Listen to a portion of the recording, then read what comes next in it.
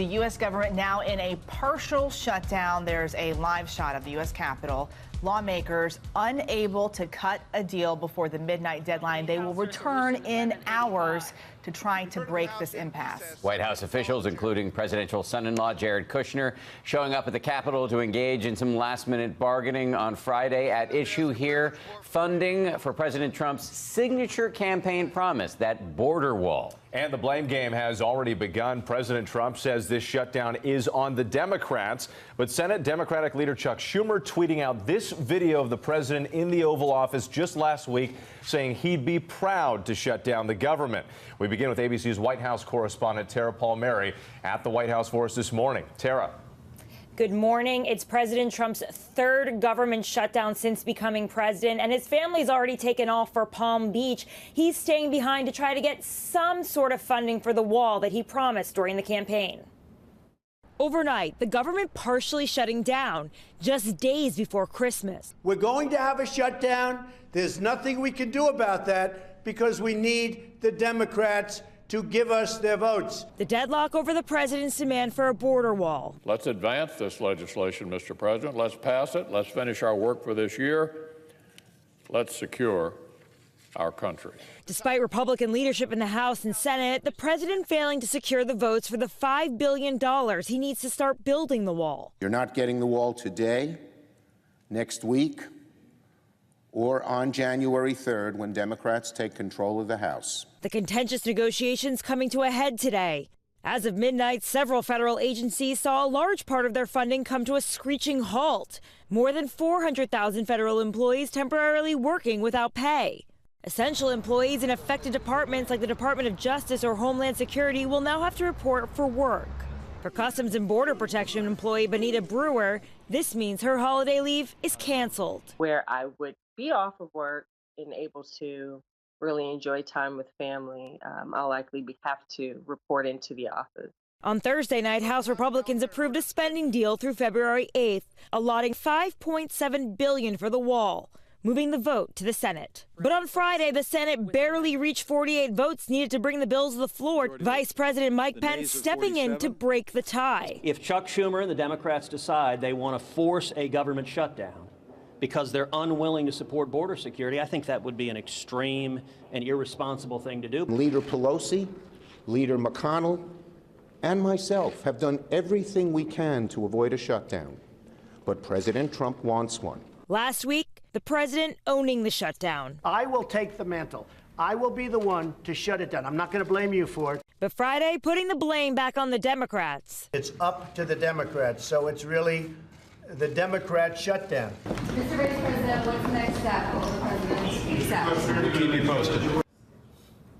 Back now live with Tara. And Tara, the White House, the House and the Senate are back in session at noon today. Any sign at this point of a deal in the works?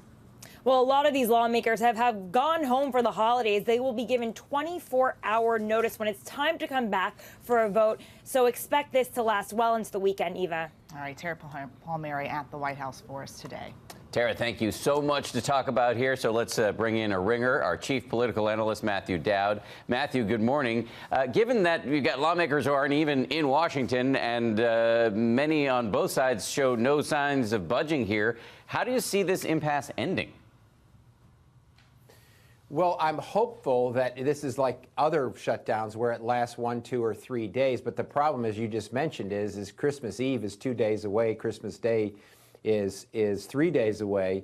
And most people have left town, though they could get them back in a relative hurry. I'm hoping they come to a short-term agreement where it extends this and keeps the government open through February, which is the original deal that everyone seemed to have agreed to. But there's no telling what's going to happen. Everybody is lined up in their corners. And the president, as was mentioned in the run-up to this, has said that he is responsible for the shutdown up until the last 24 hours. So it's going to be up to the president to compromise on this if we're going to get the government back open before Christmas Day. So if this thing drags on, do you think the president takes the blame for that? And does it matter? And I mean, do the American people remember who caused which shutdown? We've had so many of them. Well, I think it matters in two ways. The first is the president's already said in his own words that he'll take it. It's on him. He's responsible for this. And I think it feeds the storyline on the president that there is a level of incompetence and that there's disarray and dysfunction going on in this White House and this administration. So one, I think it hurts him there. But two, I think it hurts all of Washington because it looks like Washington continues to can't get the job done for the American people. Huge issues to be handled, infrastructure, immigration reform, the budget, all of those things.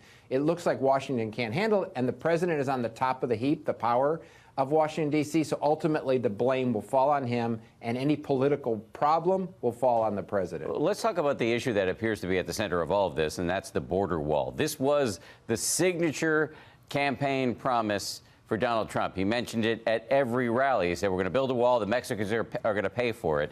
If he doesn't get it, if he doesn't get the funding for it right now, will he ever get it, given that Democrats are going to take over the House of Representatives in the new year? Well, most people have said that they think it's impossible come January 3rd when the Democrats take over the House. I actually take a different look at it. I actually think he could get it done, but what he's going to have to do, which he hasn't done, is compromise on some big issues. And so I think the Democrats would go along with the wall if he allowed immigration reform, a path to citizenship, something he's been opposed to. So now he can get the wall, but he's going to have to do a series of compromises. And I actually think that could benefit Donald Trump politically if he was willing to basically say, I can get my wall, but I'm going to have to give on some big things. Matthew Dowd, we always appreciate your analysis on a Saturday morning. Thank you so much. Hi, everyone. George Stephanopoulos here. Thanks for checking out the ABC News YouTube channel. If you'd like to get more videos, show highlights, and watch live event coverage, click on the right over here to subscribe to our channel. And don't forget to download the ABC News app for breaking news alerts. Thanks for watching.